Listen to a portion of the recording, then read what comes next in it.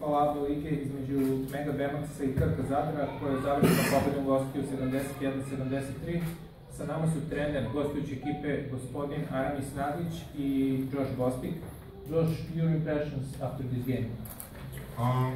Honestly, I don't want to sound cocky or boastful, but we've been working hard in practice and improving.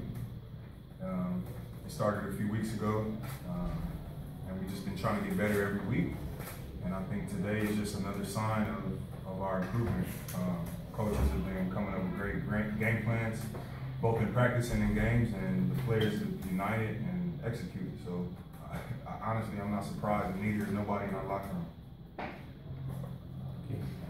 Iskreno, ne želim da zvučim namerno, radili smo dobro na trenizima svake nedelje. Ovo su prvi znaci tog dobrog rada na trenizima. Zajedno smo došli do ovog rezultata i neka pitanja?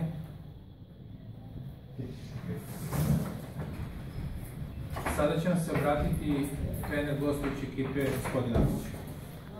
Evo, za nas prije svega čestitali kolegi na jednoj odličnoj utakmici večeras. Za nas izuzetno važna utakmica, to nam je treća pobjeda u gostima i s obzirom na naše ciljeve, to je opstanak u ABA lizi, mislim da je vrlo vrijedna. Pogotovo protiv Mege, momčadi koju izuzetno respektiramo. Mislim da je to i prva pobjeda Zadra protiv Mege u gostima ikada, tako da tim ima još veću vrijednost.